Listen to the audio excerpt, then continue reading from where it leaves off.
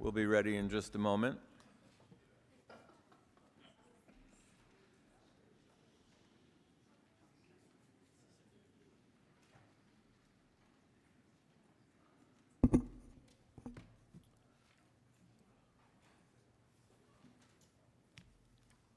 Are you ready, sir? The mayor, you could have started the meeting at any Call time. this meeting to order. Let's get our act together here. Sorry we're a little bit late. We had a long closed session. But Madam Clerk, would you take the roll, please? Councilmember Edwards. Here. Councilmember Nagar. I am here. Councilmember Ron. Here. Mayor Comachero. I'm here as well. We do have several presentations tonight, so let's get right into it. The first one is National Crime Victims' Rights Week proclamation. Is there anybody here accepting that? Or, Mr. Mayor, if I can interrupt and we can go ahead and take care of the prelude music and invocation and flag salute first, please. Why, thank you very much. I hate to make excuses when I sit up here, but I just got back from almost 3 weeks in China, and I am severely jet lagged, and I don't know how I'm going to make it through the meeting, but I will make it. So I'll probably make mistakes left and right. We're right but here. Anyway, thank you for that reminder. So let's go ahead and Matthew Yang. Matthew, thank you.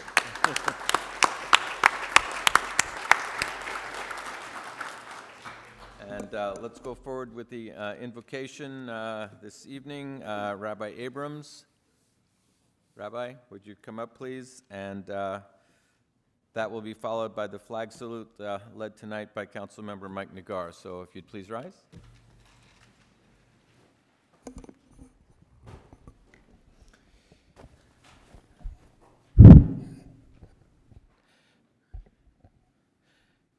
Before I begin, I would like to thank Randy and Erica for inviting me to make this invocation, as well as I would like to thank all of the council members for inviting me here to invite God into this very important part of our city.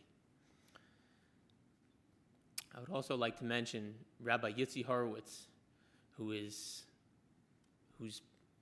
place I am taking.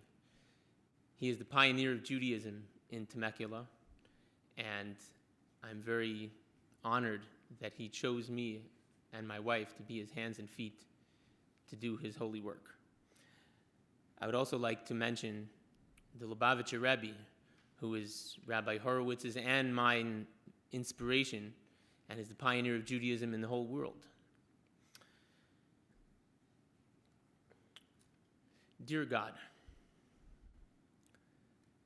I've been invited tonight to the City Council in Temecula to invite you into this important part of our city. Even though our founding forefathers in their wisdom made the separation of church and state, they were very clear that it's only a separation of the church and the state, not a separation of God and state. Dear God, this city council represents the last of the 7 commandments which you commanded to all of mankind. The 7 commandments, which are, number 1, to believe in God. Number 2, not to curse God. Number 3, not to kill. Number 4, not to steal. Number 5, not to commit adultery. Number 6, to treat animals fairly. And number 7, to establish courts of justice to facilitate all other 6 commandments. Dear God,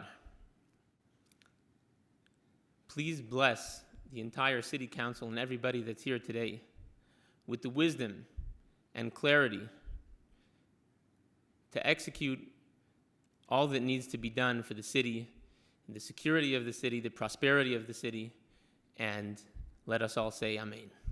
Amen. Thank you, Rabbi. Please remain standing. Thank you. If you'd face the flag with me, recognize all the principles for which it stands, and say with me, I pledge allegiance to the flag of the United States of America and to the republic for which it stands, one nation, under God, indivisible, with liberty, and justice for all. Thank you, Mike. Okay. Now, let's go forward with the roll call we've done. So let's go forward with the proclamation, National Crime Week Victims' Rights Week proclamation. Do we have anybody accepting it this evening? Would you please come forward? Good evening. How are you doing? Good. Thank you for having me. It's a pleasure being here. Good. If I may, I'm going to go ahead and read this, and then we'll come down and present it. City of Temecula Proclamation. Whereas 18.7 million Americans are directly harmed by crime each year, and each crime affects many more family members, friends, neighbors, and coworkers. And whereas crime can leave a lasting physical, emotional, or financial impact on people of all ages, abilities, economic, racial, and social backgrounds. And whereas in addition to these challenges, crime victims face a criminal justice system that at times ignores their rights and treats them with disrespect. And whereas in 1982, the President's Task Force on Victims of Crime envisioned a national commitment to a more equitable and supportive response to victims. And whereas the nation heeded this call to action and promoted victims' rights initiatives, effective and compassionate victim services, and just compensation and financial support. And whereas National Crime Victims' Rights Week, April 19th to the 25th, 2015, provides an opportunity to celebrate the energy, creativity, and commitment that launched the victims' rights movement, inspired its progress, and continues to advance the cause of justice for crime victims. And whereas the Riverside County District Attorney's Office is joining forces with victim service providers, criminal justice agencies, and concerned citizens throughout Riverside County and America to raise awareness of victims' rights and observe National Crime Victims' Rights Week.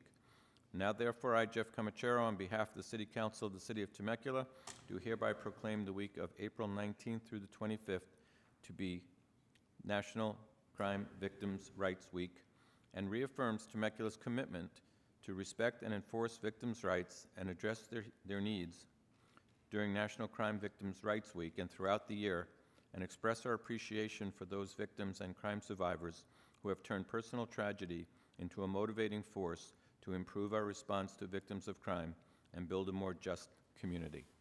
And I'll be down to give it to you. In the meantime, if you want to say a few words. Yes, and my name is Mike Hestron. I'm a Riverside County District Attorney, and I just want to thank the council and all the members here and just tell you how much we truly appreciate your support.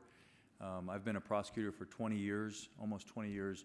We've been fighting for victims in the courtroom, but we stand with victims at the vigils, we march with them, and we show our support with them to remind them that they're not alone in their struggles. Crime often, as just was mentioned, crime often takes people's dignity as well as their property and their safety. And so we remind victims that they're not alone, and doing this, you partner with us and you partner with the crime victims. And it means the world to us, to the men and women of the Riverside County District Attorney's Office. So really, from the bottom of my heart, thank you very much. Thank you. Hestron, thank you for being here. It's a pleasure to have you in our chamber, and it's a pleasure to partner with you. So come back often. Okay. Mr. Mayor, may I say a couple of words? Yeah, go ahead. We're going to take a picture if you don't mind in the Sure. meantime.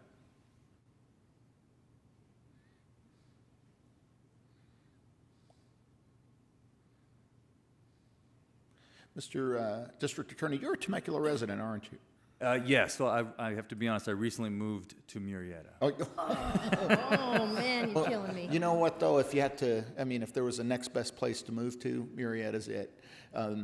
I just wanted to thank you for coming down. You know, easily you could have sent one of your subordinates here and read the proclamation and took a photo, but the fact that the District Attorney of Riverside County came here to our chambers in support of victims' rights means a whole lot. So I just wanted to thank you.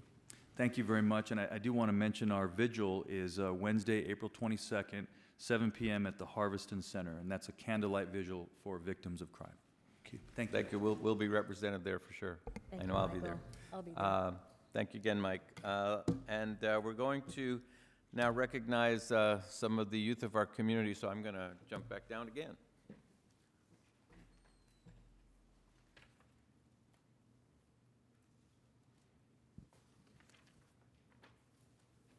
couple of weeks ago, we had an event that we've had on an annual basis, although we've at times missed a year or two, called Youth in Government.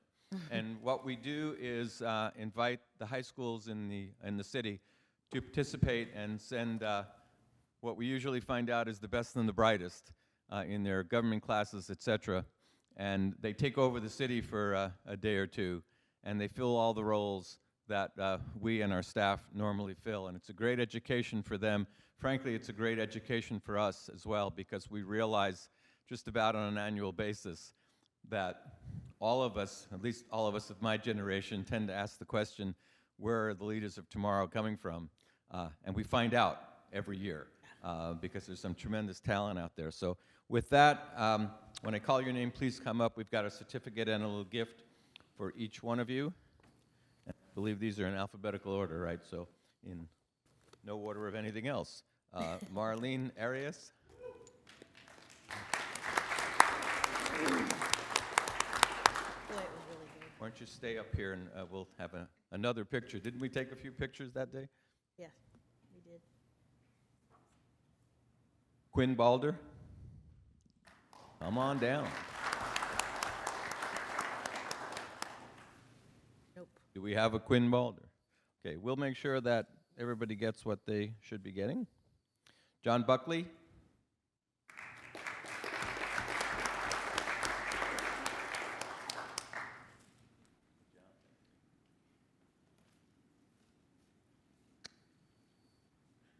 Kendall Carper. She was Civic Clerk, I think.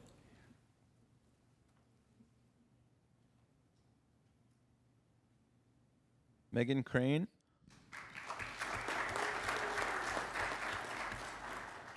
One of our council members. Good to see you again.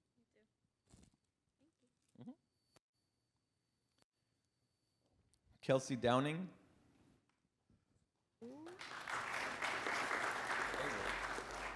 Make sure that goes to Kelsey. Nor Harmouche.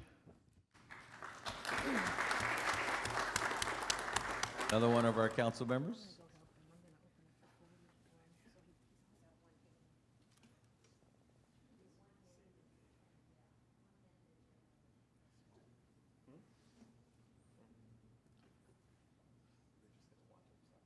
Matthew Hessler.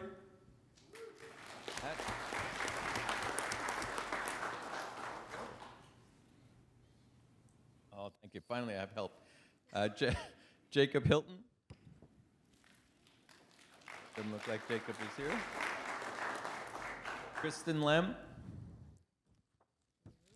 Now I got help from here, too. This is great. I know. Samuel Lopez. They're all testing tonight. We'll make sure we get back with all those. Kinsey McElhaney. Boy, are we on a roll. Christian McGrew. Our mayor. As mayor, you have to move a little bit faster. How you doing? Good. Good. Thank you. Good job. Nikki Nagpol. Okay. Rosa Namgun. She was, those last two were council members too. Eric Olson. It's going to be a skinny picture. It's spring break, so they're off in Fort Lauderdale. Estefania Perez. All right. You got one. How you doing? Good. Nick Raditsas. How close was I? Not very. How do you say it? Radices. Close. Okay. Kelly Sharpless. That one I can do. Not here. Yeah, I know. Julian Sibby. McKenna Slatlam. Whatever. Hannah Wall.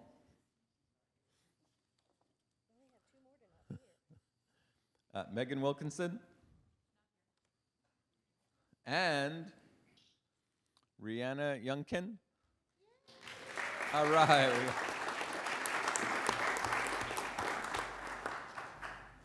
Thank you.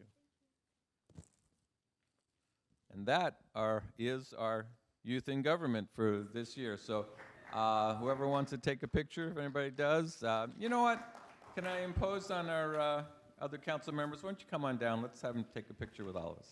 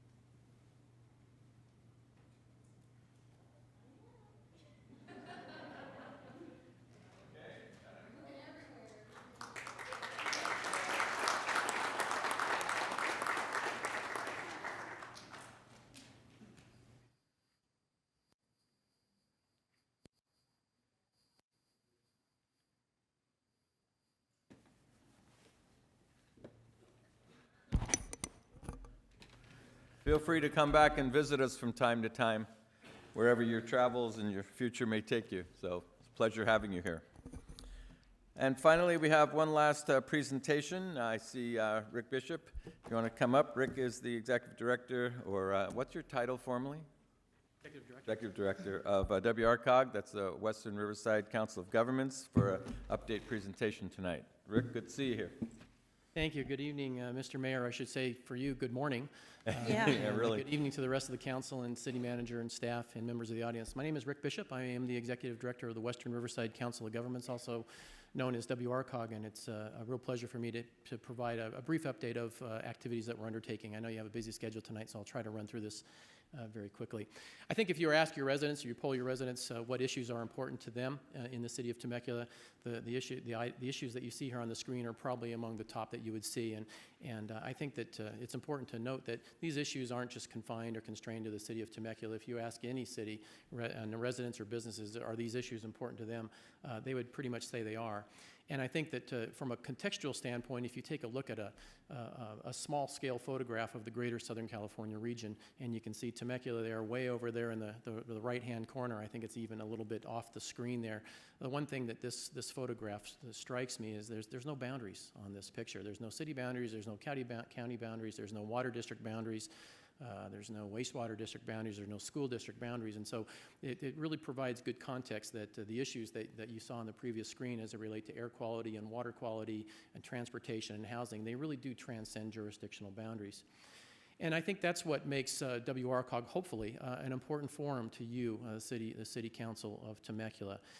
We are a joint powers authority, much like many other regional agencies. When you take a look at most regional agencies, such as the Riverside County Transportation Commission, the Riverside Conservation Authority, water districts, they're referred to typically as special purpose entities. They deal with one issue, and they do that very well. The thing that really makes WRCOG different from them is that if you take a look at the tenets of our joint powers authority, our agreement, the things that we operate by, there really isn't a specific assignment in there. And as much as that frustrated me when I became your executive director now 14 years ago, I was looking for an assignment. I poured through the pages of our agreement saying, what are we supposed to do? What are we supposed to do?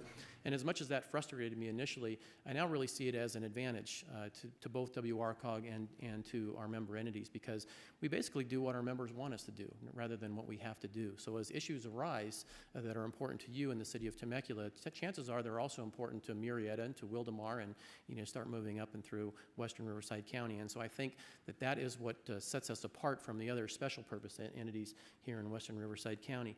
And that flexibility, as you can see here, has really provided WRCOG with the ability to undertake a range of issues.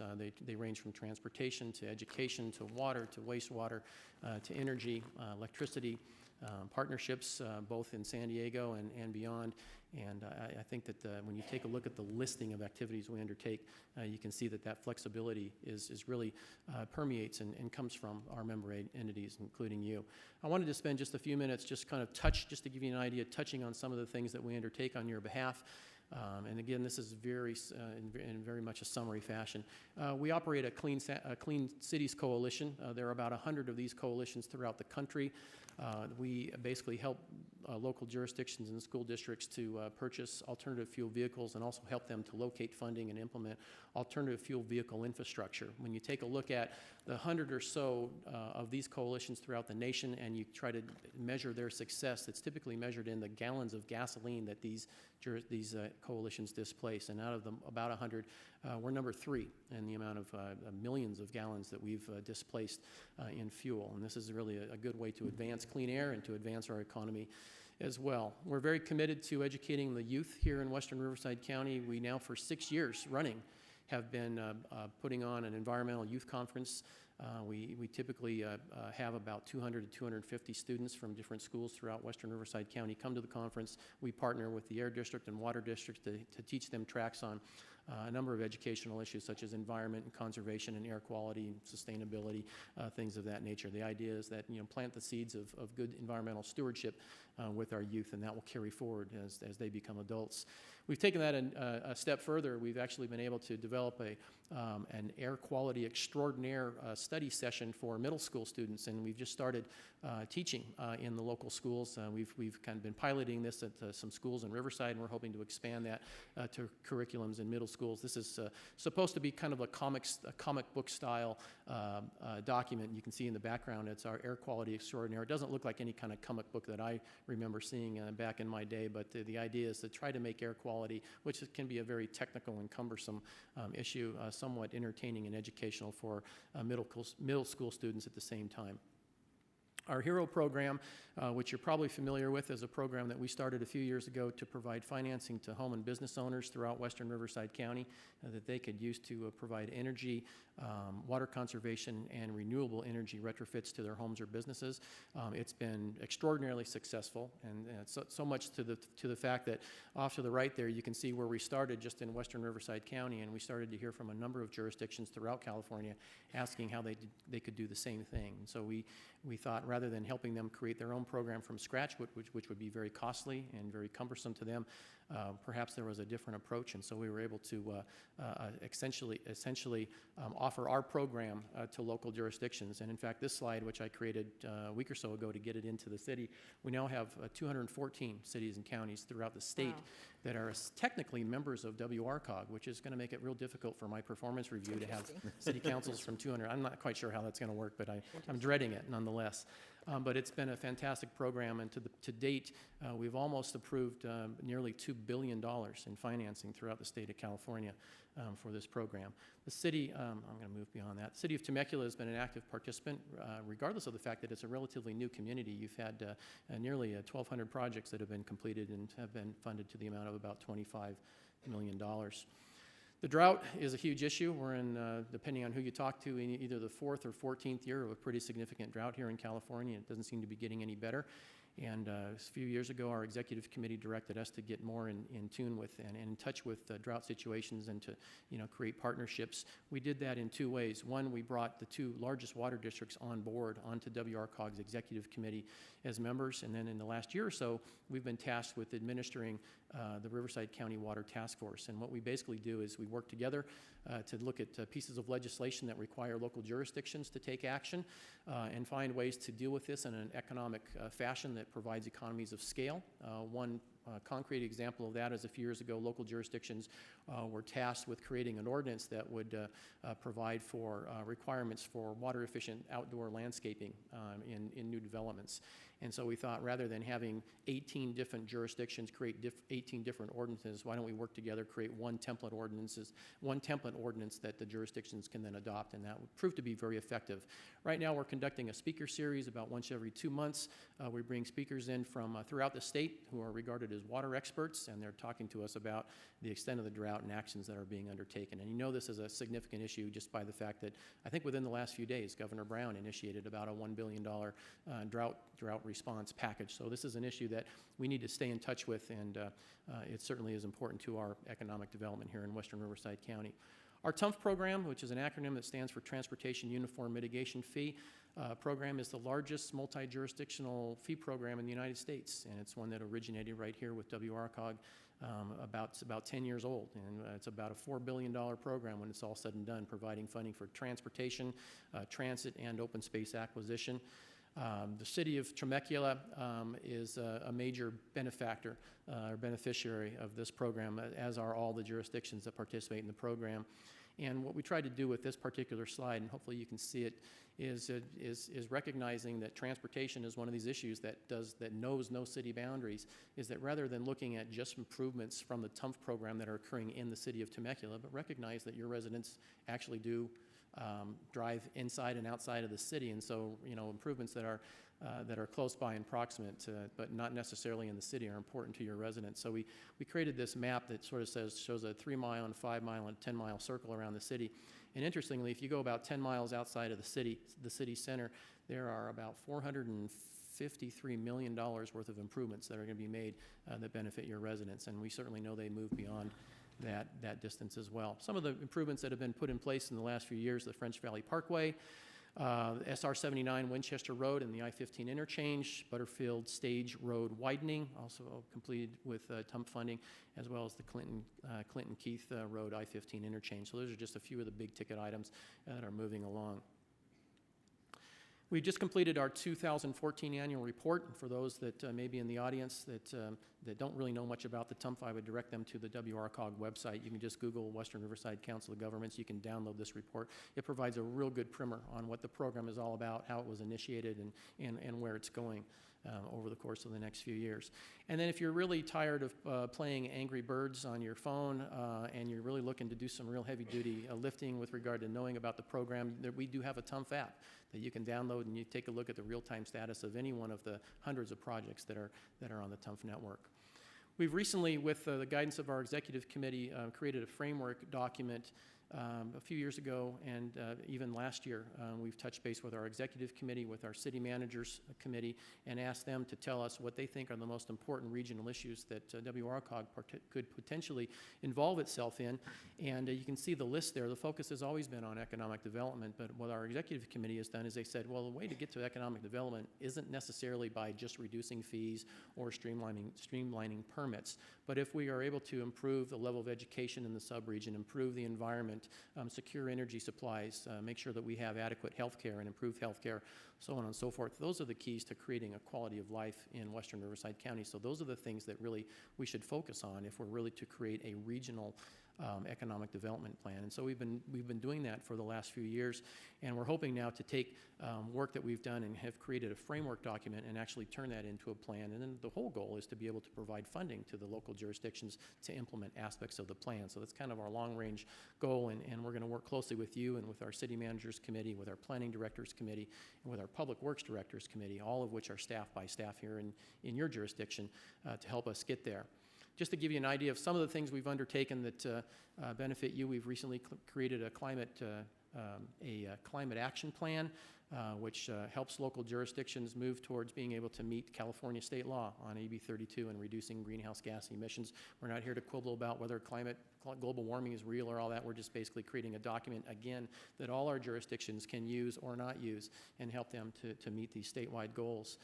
We just recently held a Future of Cities conference, partnering with UCR, to talk about how local jurisdictions can prepare for the future, how they can prepare for the wants and needs of the aging baby boomers and the incoming millennials. And there's 85 million millennials in the United States, many of which are here in Western Riverside County. And so the idea of the conference was, how are we going to provide local jurisdictions and livability conditions that are going to be able to adhere and meet the preferences of the incoming millennials and the outgoing baby boomers. It was a really, really cool conference. It was attended by nearly 300 folks, and we were proud of that. One of the outgrowths of a lot of the work we've done, we've been really fortunate to be recognized with a number of awards from regional and state agencies, including the Southern California Association of Governments, the Urban Land Institute, and then this past year we received the Governor's Award for Economic and Environmental Excellence. So we've been really, really pleased to be able to get that kind of recognition. Just very quickly, what is working for us, I think? Well, one is I think we've been very good at seeking niches and making sure that we do work that needs to be done that isn't already being undertaken by local jurisdictions or groupings of local jurisdictions. I think WRCOG has also been a very good sounding board for ideas. I can tell you personally that I probably meet with people and private sector interests and public sector interests at least one time a week where they're bringing ideas to us. They want us to kind of vet and see if there are issues that would be of benefit for the region to look at collectively. It's real important to me that we stay true to the mission, and that has always been respecting local control that each of our cities has, but then providing regional perspective to help them deal with issues, again, that transcend the local jurisdictional boundaries.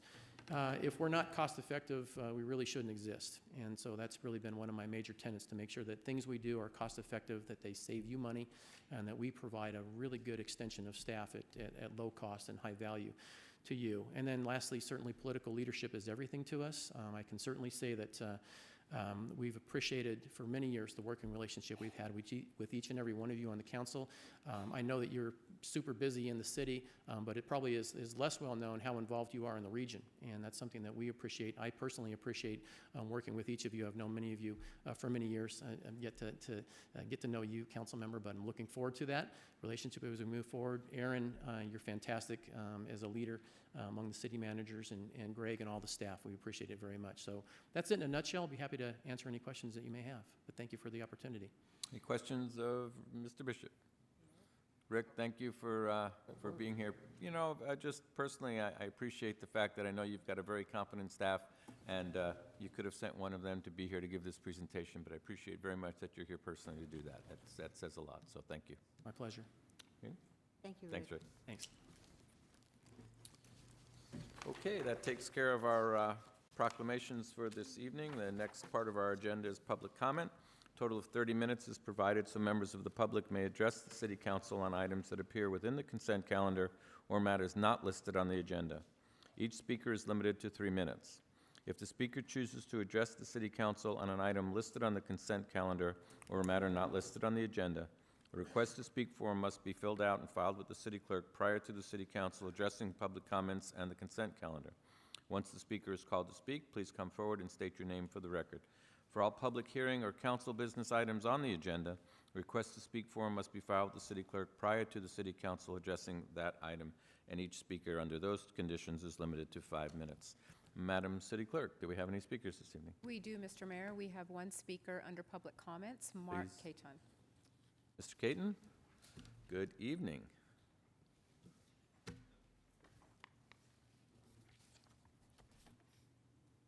I don't think I've ever done it when I'm the only one. Well, you know, there's a first for everything, Mark. Special. Mayor Comanchero, council members, and staff.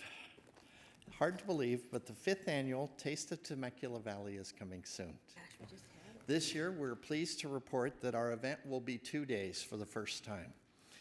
Friday, April 24th, will be a TOTV, Taste of Temecula Valley, preview and concert from 6 to 10 p.m. It'll also be celebrating the city of Temecula and Cal State San Marcos' 25th anniversaries. A lot of people are not familiar that Cal State San Marcos has been around 25 years as well as the city. So a great event, and Cal State San Marcos asked to join together with us to help recognize that accomplishment. So we're also recognizing it with some student recognition and some other nice events to the event. And then followed by a full day, 11 to 7, Taste of Temecula Valley on Saturday, April 25th. Both events are here in front of beautiful Temecula City Hall.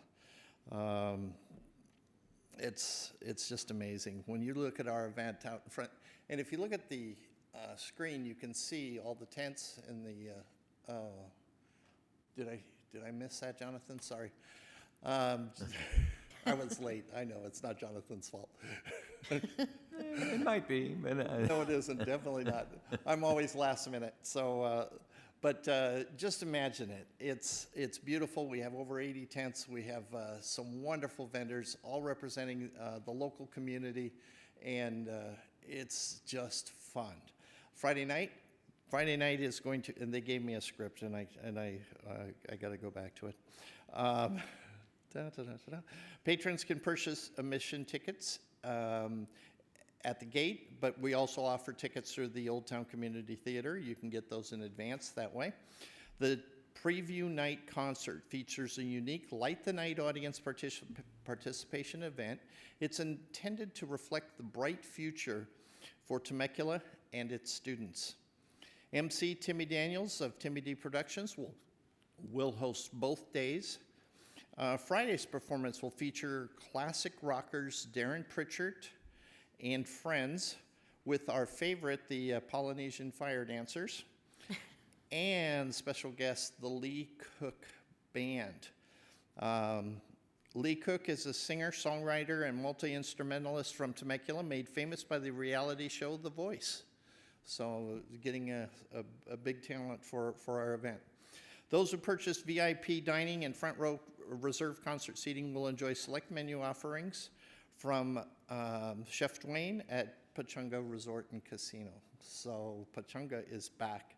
Pachanga was with us 2 years ago, and we have them back featuring them on the Friday night event as well as Saturday. They will have a booth very similar to last year, or to 2 years ago, which was the most popular one we've ever had. Mark, you'll need to finish up, but as you do, why don't you make sure you give those dates again? Okay, on Saturday, full returns with 80 booths featuring menu offerings in the area's best restaurants, wineries, and breweries. Jolly Jump train track. They'll have the trackless train operating, and performances all day Saturday, featuring our Coast Riders with Gary Seiler and which is a Jimmy Buffett tribute band. So thank you so much for the opportunity to speak to you. The event is again April 24th and 25th, be Friday night, Saturday all day, and thanks so much. City staff is amazing to work with. You know, anything you need in this town, they're there to help. So I agree. Thank you, Mr. Caton. Appreciate that. That's always a great event. So if you got nothing to do on the 24th and 25th, or even if you do, cancel it and come out, because it really is a good Mr. event. Mayor, Yes. I think the proceeds from this event will go back to benefit local scholarships, right? Isn't that the? I think it's. yes, it does go back to promote some local scholarships, as well as our main goal, which is back to the Temecula Valley Unified School District. So we provide grants. We've given back $80,000 back to the local schools so far, Good job. and we hope to just keep giving more. Okay, thanks, Mark. Okay, that takes us to City Council reports. I don't see, now I do. Mr. Nagar is first in the queue. Just real quick, I think staff has a slide for me. We can put it up.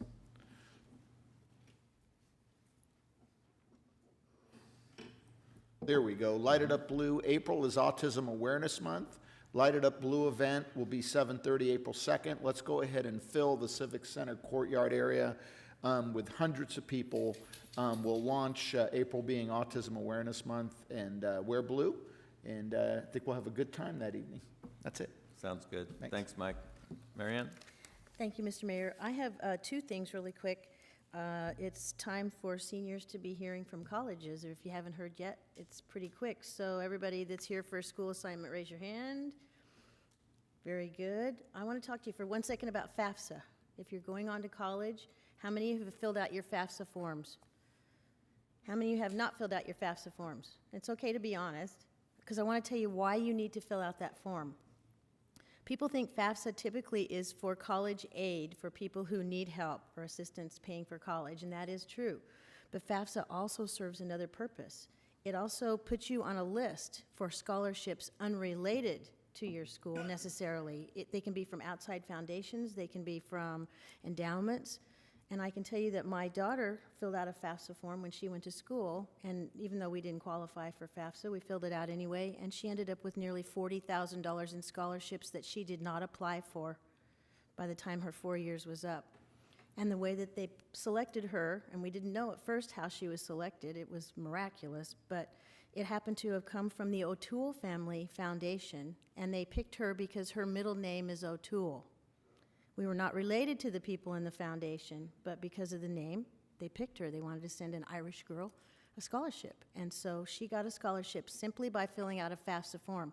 That's what gets you on a list. Those foundations and endowments, that's how they find people they want to give scholarships to. So if you haven't filled out a FAFSA form, you're missing out on those scholarships that may be available. There are thousands and thousands of foundations, endowments, and families that have established scholarships for you, but they can't find you if they don't have those forms to look through.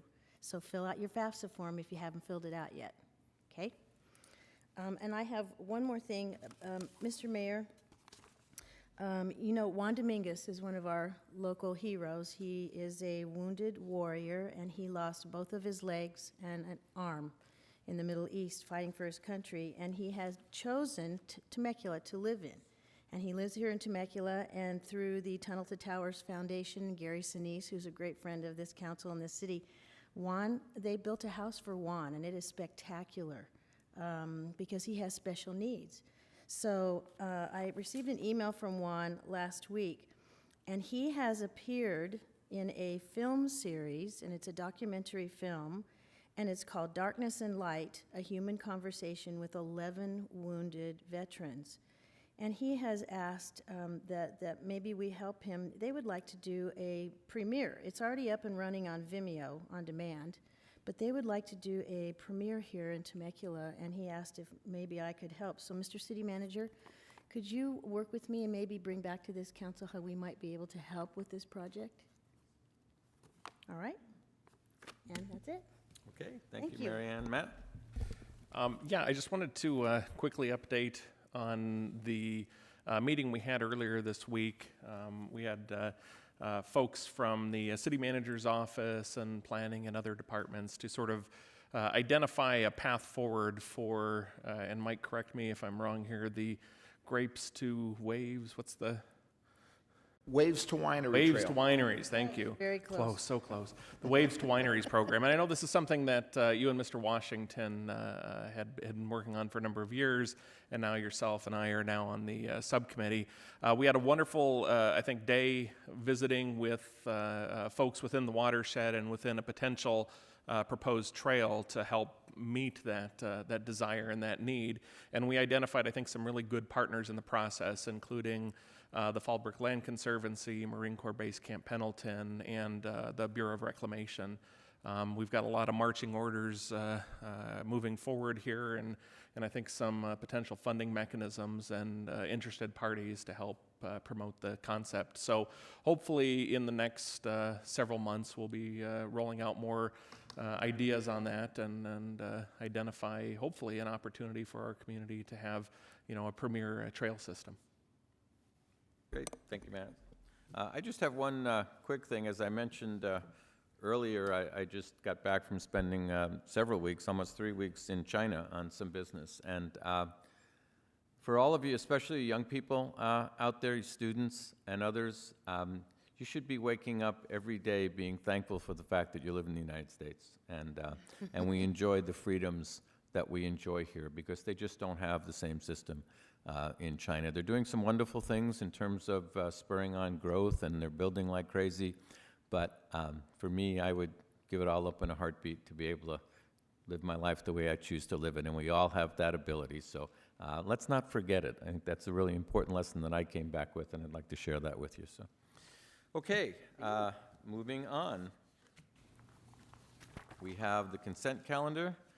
Item 1, actually, the consent calendar, we approve everything with one vote, so we don't have discussion unless anything is pulled.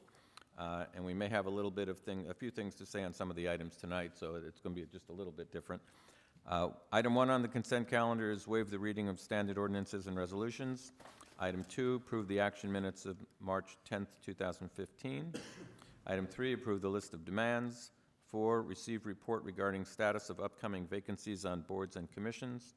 5, approve an agreement with MGT of America Incorporated for state mandate cost claiming consulting services. Item 6, approve the annual records destruction.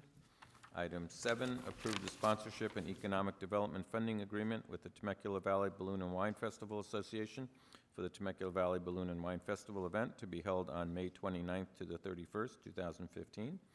Item 8, approve an agreement with Pacific Municipal Consultants for an Environmental Impact Report, that's an EIR, on the Temecula Gateway Project.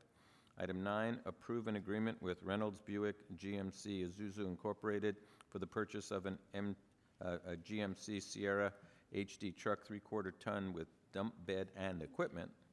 And item 10, adopt ordinance number 15-02, disestablishing the Temecula Valley Tourism Business Improvement District and amending the Temecula Municipal Code by deleting Chapter 3.40 in its entirety, and it's the second reading of that ordinance. Move consent. I have a motion and a second, but let me back up for a moment, and we'll keep that motion on the floor. I would just ask the city clerk for a very brief explanation of, I think it's item 4, talking about vacancies, boards, and commissions. And the reason I say that is because the reason we put this on the agenda is to notify the public of what's coming up. So I think it would be beneficial if we just had a very brief report on what that is. So Randy, if you would, please. Absolutely, Mr. Mayor. This item actually serves as early notification of upcoming vacancies on the city's various boards and commissions. On June 15th, there will be 2 vacancies on the Planning Commission and 3 vacancies on the Old Town Local Review Board. The application period will run from April 1st, 2015 to April 30th, 2015. It is expected that the City Council will fill those vacancies at the May 21st meeting, and we encourage all citizens to apply. Thank you, Randy. We just wanted to give everybody a heads up on things that will be happening if you're interested in applying for any one of those seats on boards and commissions. As you see the notices come forward, you should go ahead and put in your applications. And then a couple of other things. Just a brief comment on item 8, which is the item to approve an agreement for an environmental impact report. I just wanted to make sure that we were clear in that this is a private development. The city goes ahead and identifies the contractor to do the work and contracts, but it's the private developer who pays the money to get it done. So I wanted to make sure that was understood, that the city is not providing the funds to do the work. The private developer is. And on item 9, the purchase of a new truck, we always try as hard as we possibly can to give this kind of business to our local, in this case, auto dealers and truck dealers. Sometimes they just can't meet the terms and conditions or the equipment necessary to go ahead and purchase, and that's what happened in this case. So this is not a local vendor. We'd love for it to be, but at times when the local vendor can't provide what we need, we have to go elsewhere. So I wanted to explain that. With that, we have a motion and a second. Let it be known that I'm going to be abstaining on item 2 since I was not here for the March 10th meeting. And with that, please cast your votes. And that motion passes 4-0 with the abstention on item 2 as noted. Thank you. And moving on to the Temecula Community Services District meeting. Since we are absent a president for the Community Services District, this meeting will be conducted by Mary Ann Edwards. Thank you, Mr. Mayor. As acting vice president of the Community Services District, I will call this meeting to order, and let's just have a roll call just for the record, please. Director Comachero? Here. Director Nagar? I am here. Director Ron? Here. Director Edwards? And I'm here. Do we have any public comments? We do not. We do not, so skipping down, we can move on to the consent calendar, and I will read this. All matters listed under consent calendar are considered to be routine, and all will be enacted by one roll call vote. There will be no discussion of these items unless members of the Temecula Community Services District request specific items to be removed from the consent calendar for separate action. Item number 11, approve the action minutes of March 10th. So moved. A motion and Second. a second. There you go. Cast your votes, please. And let the record reflect it is unanimous, but Mayor Comachero has abstained because he was not here. So moving on to CSD business. Item number 12, consider appointment of president as a result of the appointment of former President Chuck Washington to the Riverside County Board of Supervisors. So do we have an explanation or a staff report? We do, Vice President Edwards. Thank On you. March 4th, 2015, former TCSD President Chuck Washington was appointed to the Riverside County Board of Supervisors. On March 5th, Mr. Washington officially resigned as City Council member and was sworn in as a member of the Board of Supervisors. The position of TCSD President was vacated as a result, and staff is recommending that the City Council appoint a member to serve as TCSD President for the remainder of the 2015 year. All right, thank you. And any questions for staff No. And comments? Mr. Nagar? Yep. Madam Vice President, a question for you. Prior to Mr. Comachero becoming mayor, he was president of the TCSD. And we turned that over to Mr. Washington, who was president of the TCSD prior to that. Normally, we would, as vice president, you would be elevated to president. So the question I pose to you, do you want to be president of the TCSD? If not, I would propose that Mayor Comachero take over that task again. But really, out of deference, you're the vice president, and I need to show you that respect and see if that's something you wanted to do. I would, but I will give you the floor because you may want to do it. Everyone's putting each other on the spot here. I'd love to do it. I have, obviously, I've done it for many years, but I, like Mr. Nagar, I don't want to step on your toes either. So, really, you tell us what you want to do, and that's what we'll do. I would like to do that. I have not taken that assignment, but I've worked very closely, as you all know, with community services on events and many other things, parks and recs. So I would like to take it. And I'll make that motion. All right, thank you. And by necessity, somebody's got to be the vice president. So I would say if you would amend that, would you withdraw that motion and let me make it and I'll? Sure, go ahead. Okay. Motion So I'll go ahead and move that Vice President Edwards move to the presidency and that Mayor Comachero move to the vice presidency. No, I'll second that. I will accept that motion in a second, but I'll defer to Peter since that is not exactly what's on the agenda. Can we do it? To appoint both the, yes, you have the authority to do that. All right, 'cause I know we're specifically appointing the president, so he amended that to appoint the vice president. So we have a motion and a second, so if we can cast our votes. That was me, yeah. Yep, there you go.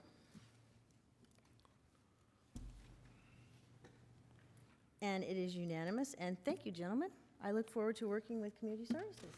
Oh, Kevin's smiling. Always smiling. Yeah, that's true. Wait a minute now. All right, thank you. Do we have any reports? A couple of slides and congratulations, Thank you. Madam President. Just a reminder that the annual Easter egg hunt returns on Saturday, April 4th at 10 a.m. at Birdsall, Temecula Hills, and Harveston Community Parks. Actually, I would suggest arriving by 9:30 to allow for check-in. To ensure that everyone enjoys the event, each site will again have accommodations for a special needs population as well. Next slide. You know, earlier we recognized the youth and government participants, and all the future leaders were just so impressive. A quick shout out to the Community Services Director Hannah Wall and the Assistant Director Kelly Sharpless. In addition, I also brought my daughter Taylor to observe how, as she blushes there, but that's what dads like to do, to really observe how local government is supposed to work and how to serve their residents. But I also wanted to share a quote that I previously shared with our department as we prepared for our students. And it demonstrates that the involvement in youth and government is not a new concept, nor an obligation to be taken lightly. And the quote is this: "A primary object should be the education of our youth in the science of government. In a republic, what species of knowledge can be equally important? And what duty more pressing than communicating it to those who are to be the future guardians of the liberties of the country?" It's by George Washington. That concludes my report. Very good, thank you. Going back one slide where it said, please be at the Easter egg hunt by 10 sharp. That's because the Easter egg hunt starts at 10 and it concludes at 10:01. Maybe. So when we say be there early, we mean be there early or you will miss it. So any reports? Oh, Mr. Nagar. Yeah, I didn't know we had a special guest in the audience, Taylor Hawkins, okay? I think she needs to be recognized here, okay? And we need to see some of that blushing is what we need to see. All right. So could the camera just pan out to the audience real quick, okay? And let's go Look ahead and up put her here. on the... Over by Mr. we'll get Caton, you I going believe now. it's, yeah, zoom There in we really go. close. Right. Yeah. Those are high-def cameras, too. You realize that? High-def, really high-def. Sweetheart, we are very proud of your dad, and he does a fantastic job for us here in Temecula. And if you want to come in 2 weeks and deliver his staff report, that'd be okay, too. Yeah, right. Maybe you can get back at him. Okay, Mr. General Manager, anything? Nothing for tonight. Directors, anything? No? In that case, I will accept a motion to adjourn. So moved. Second. And second, all in favor? Aye. Aye, and CSD stands adjourned. Thank you. Okay, we will now reconvene the Temecula City Council meeting to conclude our business for the evening. Item 13 on the agenda, consider appointment of Mayor Pro Tem as a result of the appointment of former council member Chuck Washington to the Riverside County Board of Supervisors. I don't think we need a staff report for this, pretty self-explanatory, and I'd like this to be one of those unusual times when the mayor takes advantage of the privilege of the chair, and I would like to go ahead and move that new Mayor Pro Tem Mike Nagar, if he's appointed, to take that role. I have two reasons for saying that. One, you know, we're very good about a rotational process here, and we adhere to that, and Mike's next in line anyway, but also you're the most senior member other than me, and I think it's appropriate. It's unusual that we have to fill a vacancy like this, but, so anyway, Yes. that's my motion. I'll second. Okay, we have a motion and a second. Anybody want to say anything else? Congratulations. And not yet. I Please know, cast your vote. almost.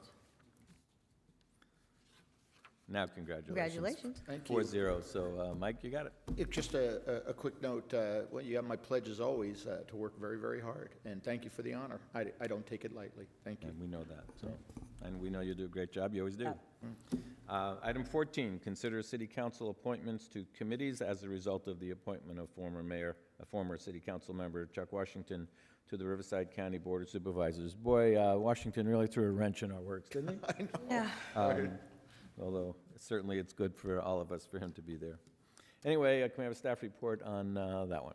Randy? Thank you, Mr. Mayor. As previously stated, on March 5th, 2015, Mr. Washington officially resigned as the city council member and was sworn in as a member of the Board of Supervisors.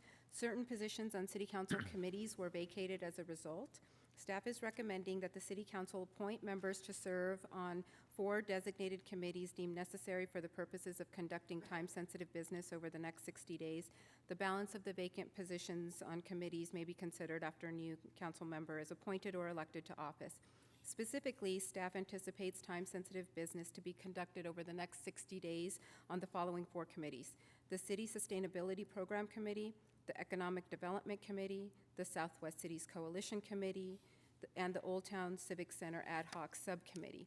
The City Council was provided a full list of the 2015 City Council Committee appointment list in the event that they wish to consider other internal or external appointments. For continuity purposes, we recommend that any appointments made tonight be carried out through the 2015 year, and the balance of vacant positions as suggested can be brought back when a full council is seated. Thank you, Randy. Just so it's a little easier for us to deal with it, can you give us who the other member is on each of those 4 committees? Absolutely. On City Sustainability Program Committee, it is Councilmember Ron. On Economic Development Committee, it is Councilmember Edwards. On Southwest Cities Coalition Committee, it is Councilmember Edwards. And on Old Town Civic Center Ad Hoc Subcommittee, it is Mr. Mayor Comachero. Sounds to me like Mr. Nagar needs to be on a couple of these. Yeah, I'm going to jump in before I get assigned yes, something. go ahead. Okay, if I may, Mr. Mayor. I'm going to propose that, here we go, that, you're not going to like this, okay, that I join you on the Old Town Civic Center Ad Hoc Subcommittee. Oh, please, no. Okay, and that you take the Economic Development Committee, the Southwest Cities Coalition Committee, Welcome back. and the other one, what's the other one here? The, City Sustainability. and the Program. City Sustainability one. Right, I'm not going to like it. I knew you wouldn't. You know, But I'll split it with you. I'll take one more if you want me to. Well, or Matt, Southwest Cities Coalition.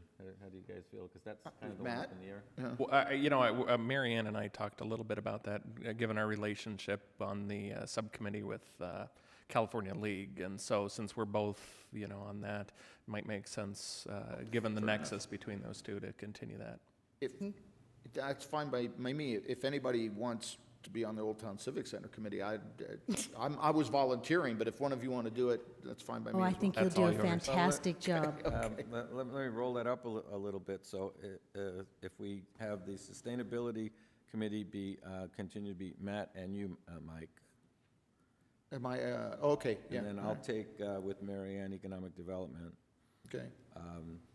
Matt will take with Mary Ann Southwest Cities, and Mike, you'll take with me Civic Yeah, Center. that Does works. that work for everybody? That works. Somebody Yeah. want to make Yeah. that motion? Mike, was that your motion? That's good. Yeah, that's fine. That's my Okay, motion. Mike made the motion. Do we have a second? Second. That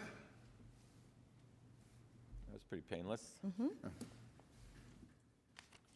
Okay, that motion does carry unanimously then. I noticed how you got out of several of those. You doing all of them I there. got enough committees. I know. No, I think that's a good sharing of the responsibilities, is. actually, so. Okay, item 15, here we go again with Mr. Washington, creating problems.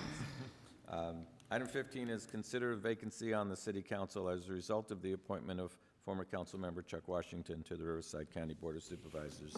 We get a little light here and we joke a little bit, but obviously this is a very serious matter for the future of this city. So, Madam Clerk, if we can have a staff report, you can feel free to expand on this one a little bit, and let's make sure we all understand it.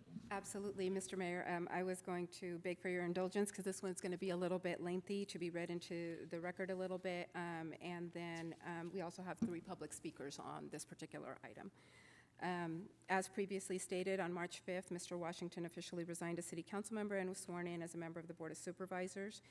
The government code states that within 60 days of its occurrence, the city council must fill the vacancy by appointment or by special election.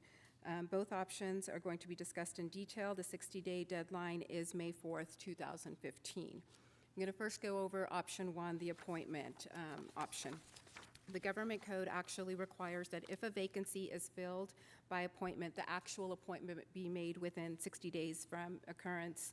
In this case, again, the deadline is May 4th, 2015. When the entire city council is engaged in the process of filling a vacancy by appointment, the Brown Act requires public noticing and access. Also, there are several best practices to be followed in this arena. If the city council was to choose the appointment process, here are some things to consider. With respect to a candidate pool, it is highly recommended that the appointment be available to all residents of the city of Temecula over the age of 18, continuously registered for at least 30 days prior to the date of appointment. With respect to advertising and outreach, it is recommended that the city council utilize the existing wide-reaching efforts for boards and commissions recruitments, which currently include printed newspaper, website publication, physical posting, social media usage. With respect to the application, a draft application was provided for the city council and to the public in the agenda packet and includes a variety of information, including contacts, education, employment, and supplemental information. With respect to presentations and interviews, it is recommended that the city council conduct 10-minute rounds consisting of a 5-minute presentation to be followed by a 5-minute answer and question period. With respect to timing and term of appointment, if this particular option is selected, if the new city council member is seated at the April 28th, 2015 city council meeting, which would be the regularly scheduled meeting prior to the deadline of May 4th, 2015, he or she will continue to serve until December 13th, 2016 for a total term of 1 year and 7 months. With respect to the cost for this appointment, we're looking at approximately $500 or less, which includes advertising and supplies and materials. A timeline for the appointment process was also provided in the staff report for the City Council and the public. With respect to option 2, that is the special election option. Government Code Section 36512 states that a special election to fill a vacancy could be held on the next regularly established election date under certain specified dates that are not less than 114 days from the call of the election. Established election code dates in the election code are March, April, June, November of odd and even numbered years. As such, the next available date for a special election to fill the vacancy is November 3rd, 2015. With respect to timing and term for the election, if this particular option is selected, the special election would be held on November 3rd, 2015. The election results would be certified at the next regularly scheduled meeting upon completion of the canvass, which would be December 8th, 2015. The new council member would be seated on this date. He or she will continue to serve until December 13th, 2016. The full term would be approximately 1 year from the date of taking office. The cost for this particular option is approximately $3.50 per registered voter. The total number of registered voters in the city of Temecula currently is approximately 44,341, for a total expected cost of a special election to be $155,193. The timeline for a special election is also provided in the staff report for the City Council and the public. So what we are asking tonight is for the City Council to decide whether they would like to approve the vacancy through an appointment or a special election option. And if they choose option 1, the appointment process, then we would ask that they go ahead and approve the application for appointment, the related process, the timeline as submitted, authorize the staff to advertise the vacancy in the application process, authorize the staff to implement the necessary steps to conduct the presentations and related tasks to fill the vacancy by council appointment. If the City Council chooses option 2, we would ask that tonight the City Council direct staff to prepare the resolutions necessary to call a special election for November 3rd, 2015, and present those resolutions to the City Council at the April 14th meeting, which is the next regularly scheduled meeting. That, Mr. Mayor and council members, concludes my report. I'm happy to answer any questions. Thank you, Randy. Let's confine to questions for right now. We do have 3 speakers, so Mike? Thank you, Mr. Mayor. Is there a scenario in which we choose to conduct interviews with the intention of making an appointment, do not agree on that appointment, and can still call for an election by November? Council member, the election needs to be called for within the 60-day period. So as long as we call it before April 28th, or May 5th, really, whatever. May 4th, we can still call. So, okay, got it. You answered my question. Thank you. Marianne? So just to clarify, I want to compare some things here. So an appointment would cost us approximately $500, and that's for advertising for the applications.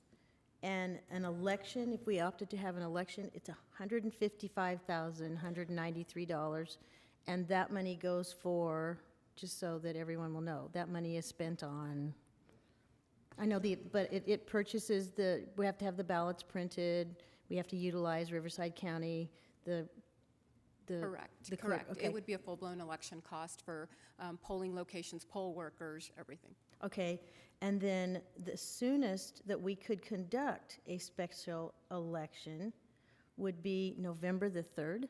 Correct, because it is too late to put this on the June ballot. And these are not our rules, these They are are the county's rules. county's rules, okay. So by doing it, if we do an appointment, we can have it done in the next 6 weeks? We have to? Correct. If an appointment option is selected, it must be completed by May 4th. Okay, thank you. Okay, seeing no other questions, Madam Clerk, would you call the first speaker? Mr. Mayor, the first speaker is Angel Garcia, to be followed by Ira Robinson.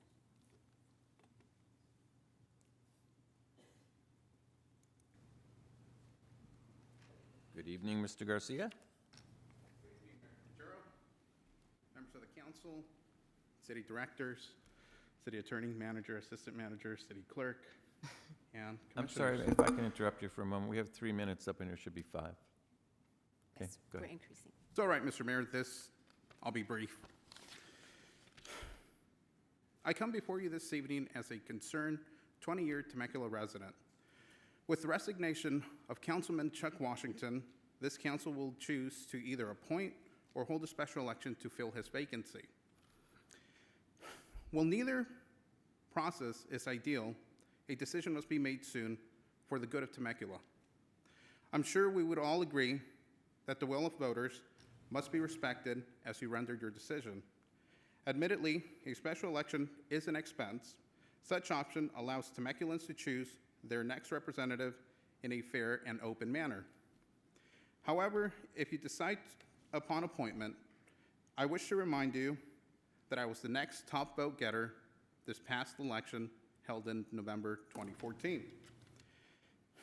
If chosen, I look forward to carry on the duties of former Councilman Chuck Washington and working together to preserve Temecula as the place we've come to call home. Thank you for your time this evening. Thank you. Next speaker, please. Mr. Mayor, the next speaker is Ira Robinson, to be followed by Wayne Hall. Good evening, Mr. Robinson. Good evening, Mr. Mayor, members of council. I'm Ira Robinson. For the record, I am a member of, I live in Temecula, and I'm a member of the Central Committee of the Riverside County Democratic Party and vice chair of its 75th Assembly District delegation. Temecula happens to be in the 75th Assembly District, so therein lies our interest. Last Tuesday, I did deliver some comments to the city, which I believe have been probably passed on to you, but let me be brief and simply say that I've read the staff report. We've considered the staff report. We think it's brilliantly done. We agree with every word of it. We also would suggest, and strongly suggest for reasons of time and for reasons of expense, that appointment would certainly be the most efficient way to go. So we would be happy to see you appoint a successor to Mr. Washington. As is clear to most of the public, this is a nonpartisan position, which gives us an opportunity to be looked at on a nonpartisan basis. I'd ask that the council do that. I would also ask that the council consider preserving the diversity that was on the council when Mr. Washington was here, if it is at all possible. And finally, would ask that you consider the candidate that we mentioned in our letter. Thank you very much. Thank you, Mr. Robinson. Next speaker. The final speaker, Mr. Mayor, is Wayne Hall. It just wouldn't be a council meeting without Mr. Hall. Hi, Wayne. Been ill for the last couple of months. This is near and dear to my heart. I do believe that we should appoint somebody. I don't believe in wasting $150,000. If we're going to waste money like this, let's put it in the parks or let's build another sidewalk. Where's he at? There he is. Good job. No, we need to appoint somebody. Now, this isn't new to us. If I remember right, this came up a while back when another young man left our council, and somebody else was appointed to Temecula, and I think they've been doing a great job ever since. This isn't new to us. We've been down this road before. I do have a disclaimer. I do believe if you're going to do it, let's get somebody in there who has experience in small government. There's no time to say, well, let's put somebody in there that knows nothing about city government so they can play catch up for a year and a half or a year and a quarter. My personal point of view is Gary Thornhill, closely followed by John Teresiio. Both have experience in small government. And the same reason is, and the biggest reason is for some of us ethnic types, his heart's here. Both hearts are here. Your hearts are here. Temecula is our home. We want somebody who's been here, knows what they're doing. I don't want to hear again about what somebody's going to do. I know what these two gentlemen have already done. I've seen it, and I applaud it, and I know where their hearts are. That's all I'm asking. If you're going to appoint somebody, let's get somebody who has some experience with city government. Let's not start over again. Thank you much. Thank you, Mr. Hall. Any further speakers? Mr. Mayor, there are no further speakers. Thank you. With that, council discussion? We've got Ms. Edwards in the queue.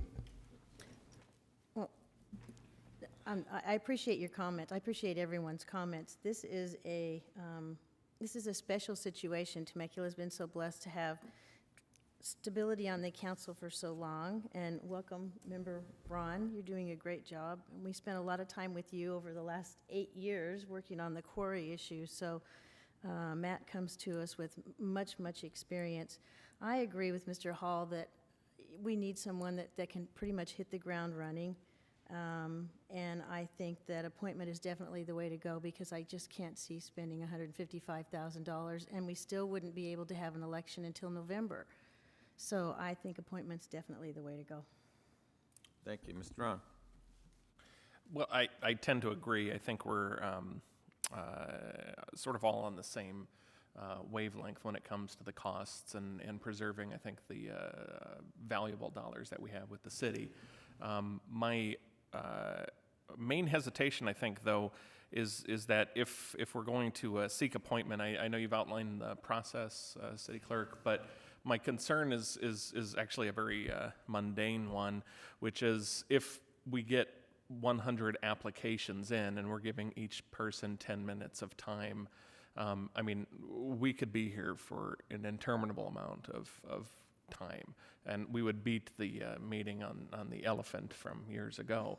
So my question then is, you know, if we do get a certain number of applications over a particular threshold, what are our options at that point to both facilitate the process, make it an open process, but ensure that, you know, the meeting doesn't go at forever?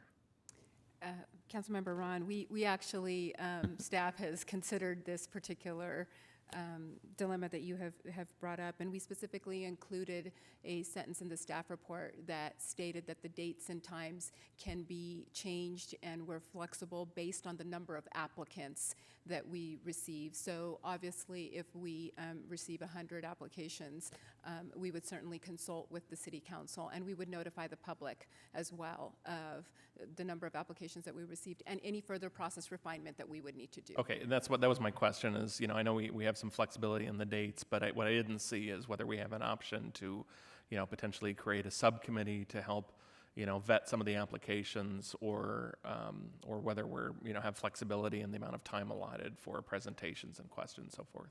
We would certainly come back to the public for, the council for additional direction, and then also notify the public and the applicants accordingly. Okay, thank you. Mike? Thank you, Mr. Mayor. A couple of things. Just sort of to express my feelings, and I'm sure some of you will probably feel the same way that I do.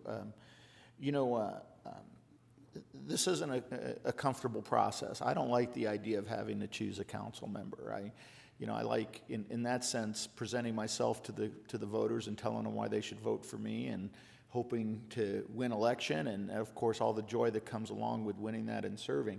When choosing, you know, somebody else who doesn't go through that process, it kind of becomes uncomfortable. The last time we had to do that was rather a unique situation, because somebody presented themselves, Miss Edwards, that was just a virtual no-brainer at the time. Miss Edwards, I think at the time, was volunteering on 30-some-odd organizations, and you know what, the consummate volunteer actually was participating in all of them. You know, it was quite the resume. And of course, having ran for city council and then ran for school board and was on the school board, it really, and having 2 years left on Mr. Stone's term at the time, it just all worked. And we did it, and haven't looked back since then. It was the right decision. We didn't conduct interviews. Some people said we should have, but again, looking back, it was a good move. You know, I agree with my colleagues that if we can save the money and not call for an election, that makes every sense in the world. I think it's important that to the degree we can, that somebody who we choose, that we choose them in unison. I think that's very important. Although the American way says maybe, you know, if it goes 3-1, if it goes 2-2, that person's not going to get appointed. So if it goes 3-1, it is what it is, and however that works. I want to let everybody know this, and I'm sure I speak for my colleagues. I don't have anybody in mind, okay? And I totally have, again, being uncomfortable, I'll tell you a few things that I've considered that bother me, and I sort of that I'm dealing with, and I want to hear from my colleagues as well. Certainly, we've talked about the election, and if we can avoid that, we should avoid that at all costs, literally. Then you have the idea that we're going to appoint somebody, and the thought is, do we appoint somebody to just fill out the term? Do we ask that person who we appoint to not run? And in doing that, we're asking them literally, or not giving them the power of the incumbency. In other words, when we appoint somebody, they become an incumbent, and they have a leg up or an advantage when the election comes, the power of that incumbency, and it sort of makes the playing field uneven in that election. I'm a little uncomfortable with that. So no, I actually am comfortable with somebody being appointed just to fill out the term. And there's lots of There's lots of viable people. Heck, I mean, you can even ask former council member Ron Roberts to come and take the Already seat. said no. Yeah, there you go. Yeah. And fill it out for a year, and he'll retire again. But you kind of get the idea. And then it's a open seat, and everybody runs for it. Then there's the scenario in which we appoint somebody, and we don't put the caveat that we'd like you not to run. Now, let me make it clear, the council can't mandate somebody we appoint and make them not run. Right. We can ask them to promise before they're appointed, but they can renege on that promise. It's probably political suicide, but they can do that, okay? So you have that scenario. And I know I'm looking at all of those scenarios. I don't know where that fits into the process. You know, there are some people who I look at valuable, who some names have been mentioned, where I say, you know what, come on in and fill out the term. That's great, do your service, let's have an open seat election when the time comes. And then there are some people that perhaps have long-term viability, you know, to be on the council and really want to dig in and do that. And I don't really know where that dividing line is and how to make that decision, so I'm hoping that evolves. Further into the process, if we agree to appoint, I'd like to discuss, I presume based on what Mr. Ron brought up, we're going to have to call special meetings. We're not going to be able to do it at a city council session, so, or we'll be here all night, and so we may have to call 2 or 3 or 4, I don't know how many, it depends on how many applications come, special meetings. How are we, the questions, are they random? Are they particular to us? Are they a set of questions? Again, I don't have the answers, I'm throwing this out for our discussion here. Are there a certain set of questions, and then each one of us go off in a different direction as we so desire? How will that occur? Is it 10 minutes per applicant? Is it as long as we want per applicant? You know, that's another thing that we have to decide and at least look into doing. And if we get to this point and we talk about that tonight, I have some ideas of what I'm personally looking for, what's important to me, but I really do want to hear what's important to you, my colleagues, as far as choosing somebody. So those are my initial thoughts as we launch into this discussion. Thanks, Mike. Let me just throw my 2 cents in. And I think the staff report is recommending that it be 10 minutes per 5 minutes of the applicant letting us know why they're qualified, and 5 minutes of question time. And as I understand it, those are not pre-prepared questions. Those are anything any of us want to ask. And I would think that proper discretion would indicate that if it goes a little over 10 minutes, that's okay. I think that time is a guideline. We obviously want to be able to determine as best we can what the qualifications are, and if we take a little bit more time, personally, that would be okay with me. In terms of your comments about filling the term only or running or not running, I don't know if I'm in the minority or the majority, but frankly, I don't care.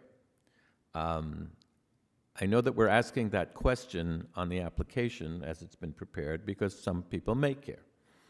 I just want to appoint the best person, and I don't care if that person ran in the last election. I don't care if that person is going to run in 16 or not run in 16. I think those things take care of themselves ultimately.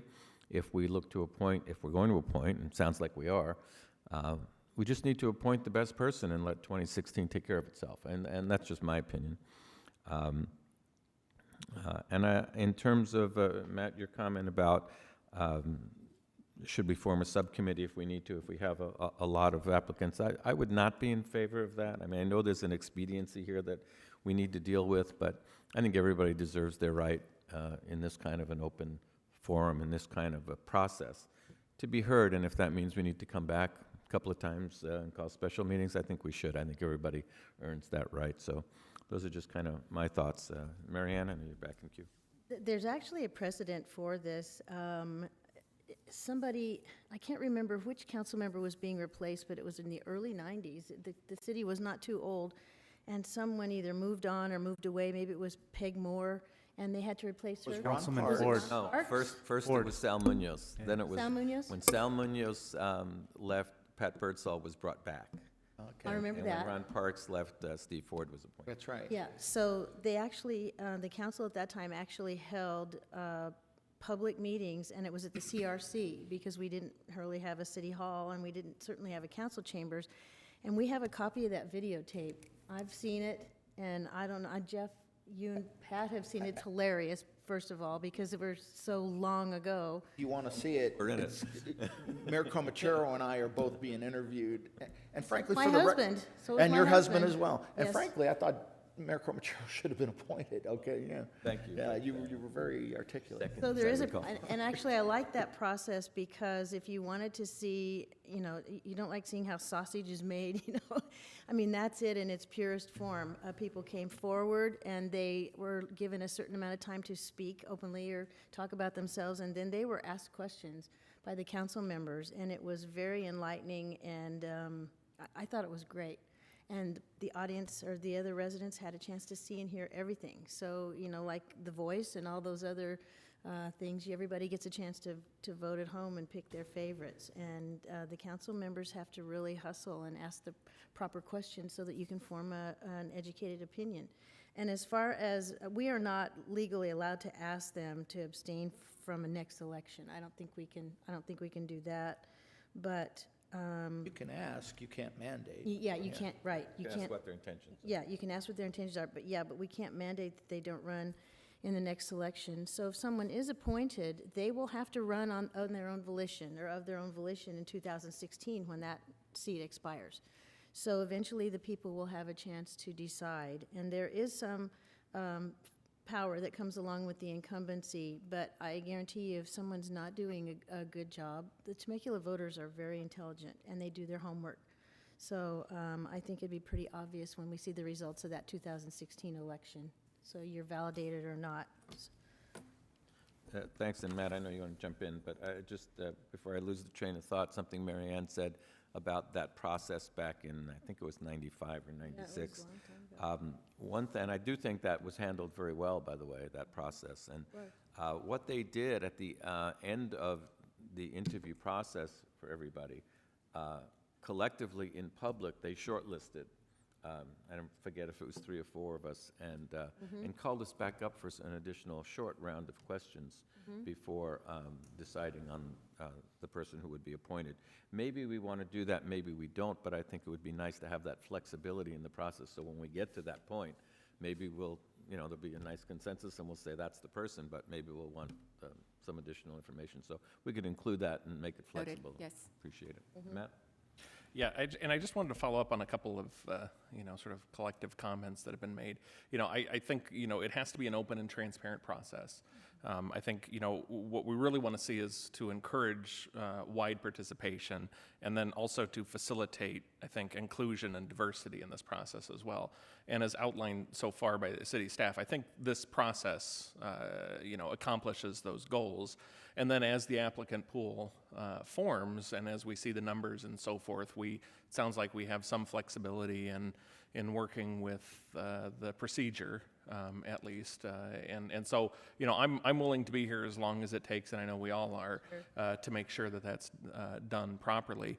Marietta, I think, went through a similar phase, appointing, I think it was Mr. Wunderlich, temporarily, with the understanding that he wasn't going to run in 14.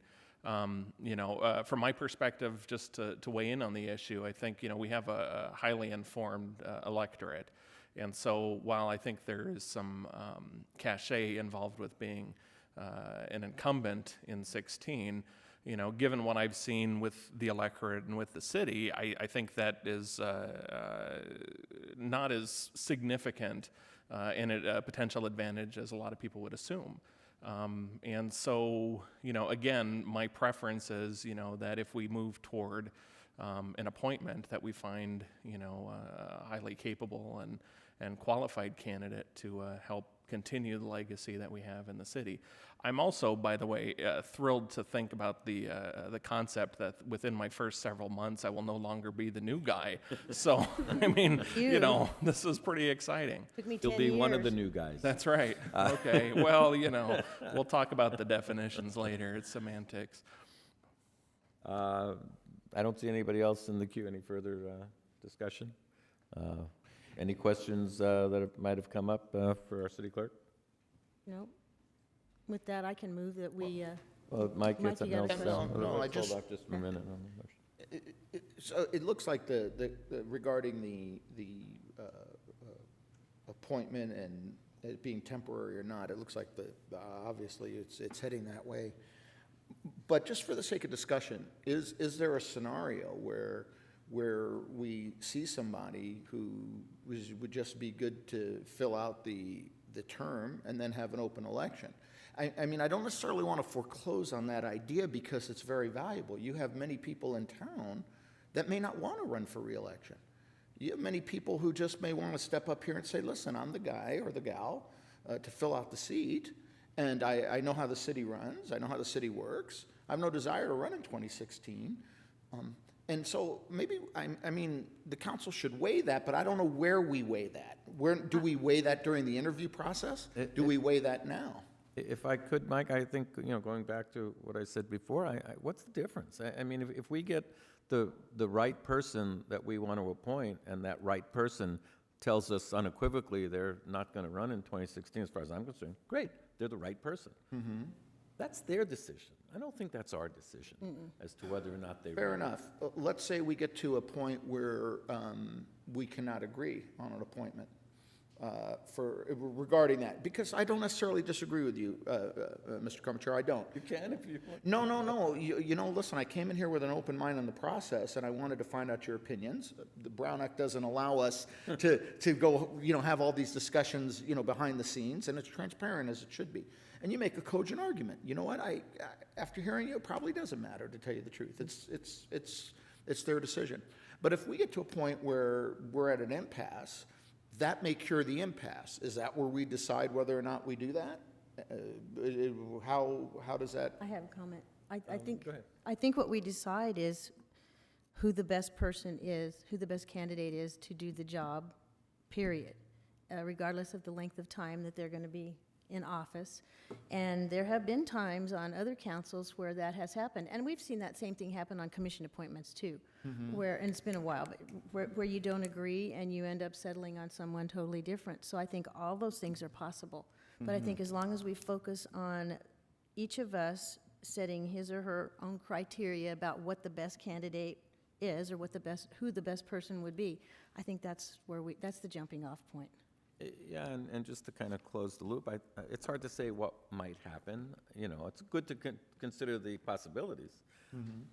I would think if we just can't agree and we're deadlocked 2-2, then I would hope that we can find a compromise somewhere that cures that deadlock.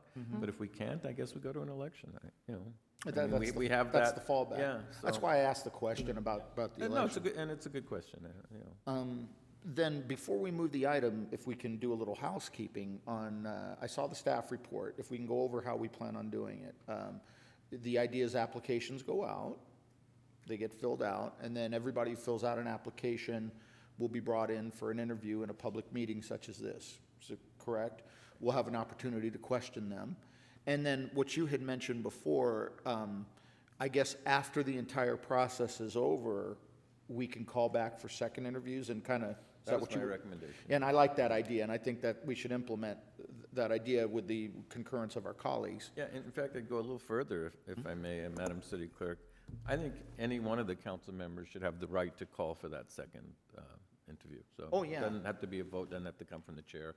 Anybody can have that right. Yeah, I remember the process in which 97, I think it was, or 90, I don't know when it was, 95, 96, something Yeah, like that. probably 96. I think they did it where they called their top three back or something like that. I don't know. But I'm okay with everybody calling back for a second, whoever they want. Yeah, That's- we want to get it right. Yeah, and exactly. That's the bottom line. And frankly, if it takes, as Councilmember Ron said, however long it takes, it just, that's. Yeah, in fact, when we see the number, we kind of kicked around this morning in the mayor's meeting, maybe 20 is the right number. If it's more than 20, maybe we look at going to another session. I do think we've got to see the number of applicants we get, and then probably maybe notice multiple meetings if we need to, or whatever, so we're covered, but we'll be okay. I also think, Mr. Mayor, that these should be meetings that no other business is conducted during any of those meetings, so it'd be special meetings Agreed. for that purpose only. And then, for my own purposes and for the own public, if you're thinking about applying, I'm going to, just on my own, just come up with the criteria or some sort of parameters I'm looking for. If anybody wants to know what they are, you're welcome to email me, and I'm going to send the same thing to everybody. Yeah, I will do that too. And that way you can at least have some insight as to how I'm thinking. And I want to make it real clear, and I'm sure you guys probably agree, I have absolutely no preconceived notions, none whatsoever. You can see by the questions I'm asking, number one is I'm really not comfortable with the process just in general, but we got to rise to the occasion and do it. That's part of our job. And the other one is, I just know there's going to be, a ton of qualified applicants, and I really, don't look forward to having to choose one and not the others. It's a tough one. There's one other thing that I thought of sitting here and listening to this, and I don't know if we can do this, and I don't know if we want to do this, but let me throw it out. And the city clerk, and I think Peter, maybe you need to weigh in on this as well. We talked about openness and transparency, and certainly that's a primary objective in this process, and we talked about having every applicant have their day here to be interviewed in public. Does anybody want to restrict any other contact? Do we not want to allow ourselves outside of that public process to sit down with any of the applicants and interview them personally one-on-one? I kind of feel like we should. Let's And keep talk about everything in the public's purview. I mean, certainly we could do that. I mean, any of us could call them and say, hey, I think you've got a nice application. I'd like to sit down and talk to you. But I think that kind of circumvents a little bit what we're trying to do. Yeah, I think it does too. You don't raise a bad point, but let's just have the discussion, okay? Aren't we prohibiting somebody from lobbying their council members, from campaigning, if you will, by limiting that? No, because anybody can send us an email. I think what I'm suggesting is that we don't enter into a dialogue. We don't ask questions of a particular applicant or any applicant outside of the public's view.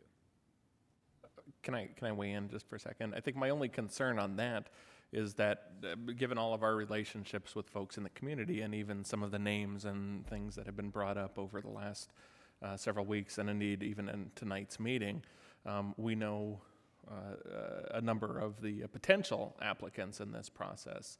And my only concern is that those folks over the years have had particular access to certain council members and not others because of personal or professional relationships.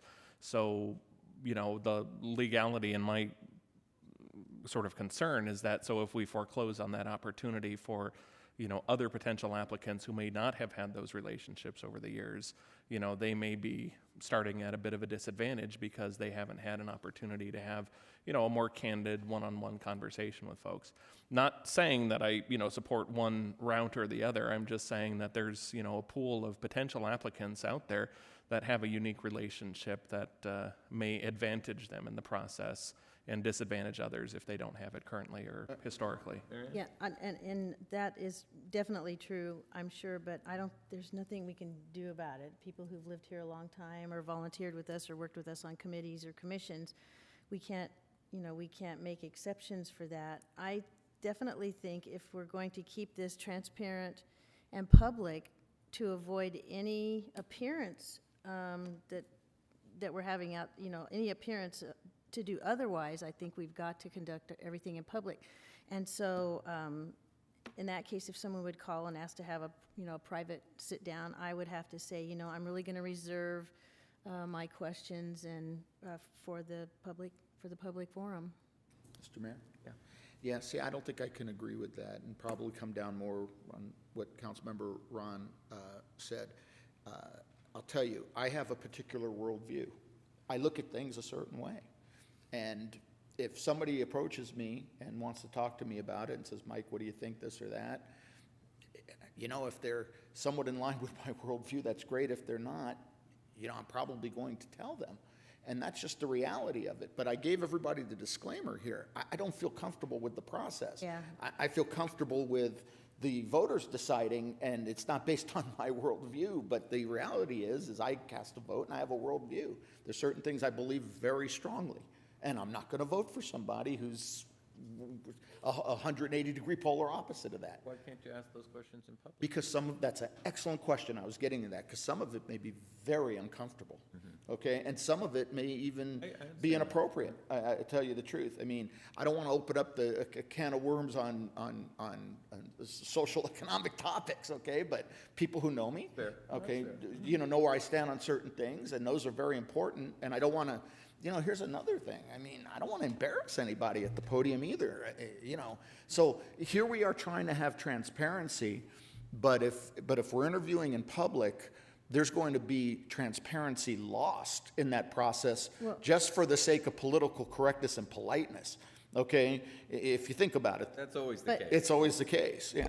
But I think anybody that's interested in serving on the council knows that virtually every facet of our lives is public. I mean, as much as we like to keep our family and our private lives private, we don't. I mean, we fill out forms that say how much money we make, where we work, what our investments are. So anybody coming up to be interviewed has to, they have to expect that. Let me give you a prime example, okay? And I'm really enjoying the discussion. I'm staunchly pro-life. Do you really want me to ask somebody that from the podium? But that's important to me. It's important to everybody who votes for me, and it's important to my worldview. But I think it may be important. How am I going to ask that to somebody at the podium, and is it appropriate for a city council appointment? But I can't separate that out from who I am. Right. So if somebody let me tell you, if somebody was a staunch pro-abortion advocate applied, my conscience wouldn't allow me to vote for him. But I can't ask them that from the podium. Can we just get the, I'm sorry to interrupt, but I was wondering if we can get the city attorney or city clerk to weigh in on this of, sort of the pros and cons or legality or non-legality of being able to make a decision like that. Yeah, holding ex parte. Before we continue the conversation too much farther, we may be talking about nothing. That's a good idea. That's a good idea. Mr. Mayor and members of the council, in my view, there's two big issues here. One is a policy issue and the other are legal issues. And I think you've done an excellent job talking about the various policy issues. I will also point out that that's kind of a difficult request to enforce. So council could make the request and say, gee, we'd really like you not to do that. We want to keep it in the public, and I think you could do that. Legally, the Brown Act problems would be that there would not be a problem with an individual talking with you, but neither you nor the individual could say who they had talked with on other people on the council. In other words, you wouldn't be able to talk to them about lining up votes. Okay, well, gee, what did Councilmember A say and Councilmember B? So it looks like you got 3 votes and those kind of things. That would be illegal under the Brown Act. But certainly a one-on-one discussion with somebody would not be illegal under the Brown Act. Well, just for openness and transparency, though, I mean, I'm assuming, I haven't actually asked this question yet, but I'm assuming that all city meetings that I calendar through the city manager's office or whomever that end up on my digital calendar are subject to public records, correct? Okay, thought so. So in that case, then, at least for this process, maybe one of the potential caveats we could do is just request that, for the council members as a policy issue, we calendar any meetings that we have with a potential candidate, to open, at least, from a public's perspective, from our colleagues' perspective, or from anybody else out there who has an interest in this, that, that become, and it would be, but, as long as we keep it on a calendar and we keep, that as a policy through the process into May 4th. Let's take that a step further. You're going in the right direction. Let's, because I think we could accomplish what you want to do. Let's make sure we report that to the clerk and/or the city manager, and let's disclose those as party communications as well. Okay, at the beginning of the process, I was contacted by so and so, so and so, and so and so. They talked to me, and I'm totally okay with that. That's fine. I think that's fair. I think that's a good Yeah, compromise. like And can I take it just one step further too, and to say, for other folks, like Ira, we get letters from people endorsing and so forth too. I think that information probably needs to be publicly available as well. Yeah, and I think generally those do get circulated to the full council, so. In that addition shouldn't be to a problem. that, I'd like to make sure that applications are available for the public to view too. ahead of time, online. We can put the applications online so people can see them online, or maybe make them available in the lobby or something as well in hard form, We could paper. certainly redact the confidential information and include the redacted applications along with the agenda packet for the special meetings for city council and for the public like we do on boards and commissions. Yeah, and I would also ask, and you'd probably do it anyway, but as soon as the application period is over, that council all get full copies of all the applications so we can have enough time to go through them and be ready, so. So may we go over Yeah, why don't the you continue? You were. No, maybe we go over the application period. What's the plan? I'm sure you have it in the staff report, but what is exactly the plan? We do, actually. With respect to the timeline for the appointment, this is based on, let's say we receive 20 applications. This process would work well, this timeline would work well for 20 applications. We can do presentations and interviews in one day for 20 applicants, assuming they're about 10 to 15 minutes each. If we receive 100 applications, we're going to need flexibility to have special meetings, more than one special meeting, prior to no later than April 22nd, because council has to make that appointment at the April 28th meeting in order to meet the deadline. So we're gonna need some flexibility with that. The general timeline is set as basically tonight, you guys give us direction to pursue the appointment option. Tomorrow, we will actually advertise, publish, post the vacancy by appointment. The nomination period, I'm sorry, the application period is actually open from tomorrow to April 10th. April 10th is the deadline to submit the application for appointment. April 20th is when we would conduct the special city council meeting to hold the presentations and interviews and deliberate on the selection of the appointee. And then April 28th is when we would appoint the new city council member at the second meeting in April. If the council chooses the appointment process, the April 28th deadline is for that city council meeting to actually appoint somebody. That part is not flexible. Everything else is flexible. In theory, we can call a special meeting to appoint. I mean, after April 28th, as long as it's before May 4th, correct? Correct. I mean, April 28th, you're basically at that Wednesday, so, you have Friday, Thursday, Friday, and then you have the weekend. Okay. And then we're just pushing it pretty close. All right. And also, I assume this is the case, but just to be clear, when we talked about 10 minutes per applicant, I know we said if we go over, we go over, but 5 minutes for a presentation and 5 minutes for question and answer. I mean, let's face it, realities being what they are, there will likely be, if we have 20 applicants, some that we just look at the applications, and certainly they have their right to speak, but some of us or all of us may feel they just don't have the qualifications, and if we don't ask any questions, that's okay, right? We don't have to go to 10 minutes. Absolutely. Okay. You don't have to go to the entire 10 minutes, and you don't have to go, and you can go beyond the 10 minutes. Right. It's a Okay. suggested time frame. Okay, so it's just case by case. So I can, do I need to amend the motion to include everything that we've just talked about, which would be, filing any ex parte communications that we have, making sure things are transparent, applications are available, and everything we just talked about? So, Councilmember Edwards, I was actually going to ask Mr. Mayor to allow me to go ahead and repeat what I hear is the direction so that it's clear for the record. Yeah, and if you would do it in relation to the staff recommendation that you brought forward, where it's consistent and where maybe we're asking for something a little bit above. Okay? Absolutely. So go ahead, you got it. So what I'm hearing is that the council is providing direction to fill the vacancy on the city council through the appointment process. I'm hearing that they're selecting option 1, and therefore you are approving the application for appointment-related process and timeline to fill the vacancy as submitted with the following suggestions: to collectively shortlist, to adjust the schedule based on the number of applications, to conduct second interviews if necessary, to have ex parte logs with respect to communication, and to have the applications be available in an online forum. You are also authorizing staff to advertise the vacancy and the application process, and you are finally authorizing staff to implement the necessary steps to conduct the presentations and interviews and fulfill any related tasks to bring forward the vacancy by appointment. Mm-hmm.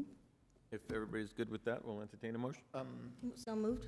There was Second, but I wanted geez, there was so much. Okay, that just, there was something, regarding the ex-party, I think that we were in agreement that we would communicate with the city manager Yes. that those interviews took place. And of course, I guess you can send those over to the city clerk, whatever you want.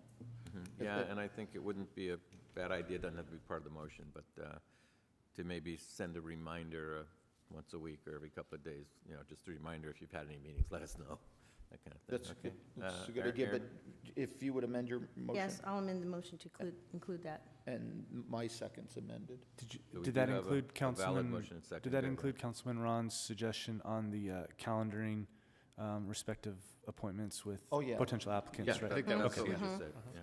Yeah. In fact, really, as we expand on that, because I really like the way we solved that issue. I really like that. Yeah, Really, never mind. I was going to suggest that all meetings go through Sue Stefan, but you know what? That's okay. As long as we're informing everybody, Yeah. you and we all keep our separate calendars, Yeah, so I think we're- that's we're fine. okay. Stimulating discussion. I call for the question. Yes, we have a motion and second. The question has been called. So let's punch the buttons and let's vote. Yeah. Somebody who made the motion, I'm waiting push for. the button. That's Miss Edwards. I can't get, there we go. All right, There okay. it is. And the second? Okay, cast your votes.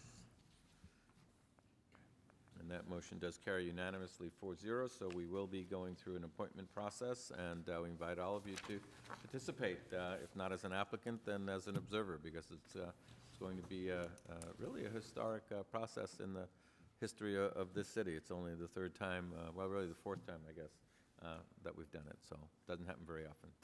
No, I think it's 4. 1, Birdsall Ford. This will be 4. I just like to fight with you, Wayne.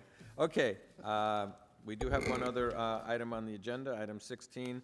This is approval of an amendment, section 8.12.140 of the Temecula Municipal Code concerning the recovery of abatement expenses in public nuisance actions. Staff report, please. Mr. I'll give the Thorson. staff report, Mr. Mayor. Before you tonight is the amendment of an ordinance relating to the city's public nuisance process. Currently, the city code provides that if the city undertakes an action to abate a public nuisance, that the city may recover its attorney's fees once the action is completed. The state law provides that the ordinance for the city should specify that it is the prevailing party that receives the attorney's fees and not just the city, if that's the case. So we have this before you to make that correction. I will also note that we have always interpreted this provision as providing attorney's fees for the prevailing party. We think the ordinance provides that, so it's not that big of a change with respect to the city code. So our recommendation is that you approve this amendment and introduce the ordinance this evening. I'll move. Thank you. Any question? Do we have any speakers on this item? We do not, Mr. Mayor. We'll entertain a motion then. Move the city attorney And I introduce the need- ordinance. And I'll read the title of the ordinance. This is an ordinance of the City Council of the City of Temecula amending Section 8.12.140 of the Temecula Municipal Code relating to the recovery of abatement expenses in public nuisance actions. Okay. Need a That, motion? we don't have a second. Mike made the motion. Can we have a second? I'll second. Oh. Okay, and then hit your button, Mr. Second. Cast your votes. And that cleanup item gets approved 4-0. That takes care of our agenda. Do we have any reports tonight? City Manager? Nothing further tonight. Just to acknowledge that we appreciate your being here. If you listen to him talk, he's sick as a dog. So we appreciate your dedication. Mr. City Attorney? Yes, Mr. Mayor, we had members of the council, we had 2 items on closed session. The council gave us direction on both, but there are no actions to report under the Brown Act. Okay, anybody object to an adjournment? Move to Let's adjourn. talk about it for a while, Oh, be Mr. quiet, Mayor. Mike. Move to adjourn. We are adjourned.